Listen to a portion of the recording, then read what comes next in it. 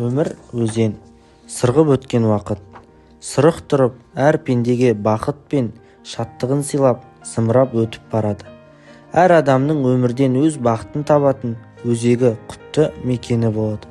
Ол өзінің жанұясы.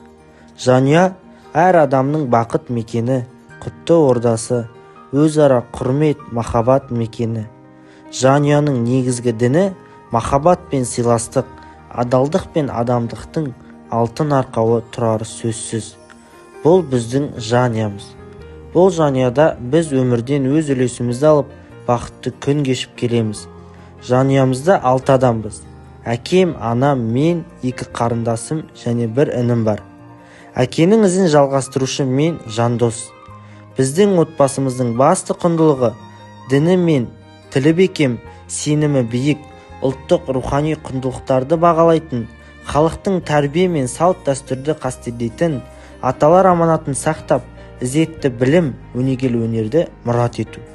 Тәрбие тал бесіктен, бойдағы қасиет есіктен демекші, бойындағы бар қасиеті бізге дарта білген демекші, бойындағы бар қасиеті бізге дарта білген, тірегіміз өнеге берген, тағылымы биік, тәрбие берген, жанымыздың шуағы, жан бағымыздың жәннаты болған аяулы анам, кеңшілік қызы Гүлбаршын.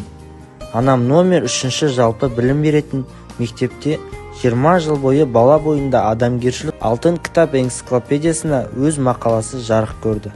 Анамның еңбегінің жемісі һәм жеңісі бөрікті ұлы мен бөрікті қыздары. Әкенің ізін жалғастырушы тұяғы, болашағының байланысты болған Мұса Жандос Бақытқанұлы. Мен Қарағанды мемлекеттік техникалық колледжін қызыл дипломмен тәмамдап, қазіргі кезде университеттің автоматтандыру және басқару саласының инженер мамандығын оқудамын.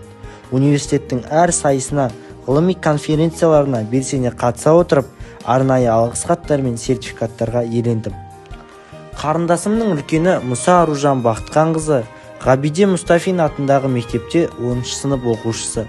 Бүгінгі жаһандану заманында көп тіл білетін адамның қоғамдағы алар орны ерекше. Өзге тілді үйрену, оны жетік меңгеру Аружанның арманы. Ол сыныптарының алды, белсенді мектебінің мақтанышы. Халықаралық интернат олимпиада жеңімпазы атанды. Оған дәлел өздеріңіз көбіріп отырғандай еңбегінің жемісі болған осы бір мақтау қағаздары. Екінші қарындасым Мұса Айдана Бақытқанқызы. Ғабиде Мұстафин атындағы мектепте 5 сынып оқушысы. Сынып үздігі, өнерде өз сайыстарға барды. Үлкендерін айтпағанда, кішілерінің өзі биіктен көрініп жүр. Соның дәлелі ретінде 9 жастағы Досымжан номер 3 жалпы білім беретін мектепте 2 сынып оқушысы. Жастайынан таеквондоға қатысып, таеквондодан өткен Australian Open G1 рейтингтік турнирінде 29 салмақпен жеңімпаз атанды.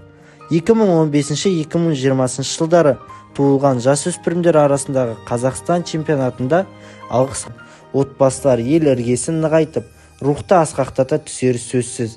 Менің ойымша, бақытты болу үшін көп нәрсенің қажеттілігі жоқ. Сыйластық пен махаббат, адамгершілік пен құрмет бақыттың кілті емес пе? Олай болса, біз бақытты, мерейлі отбасы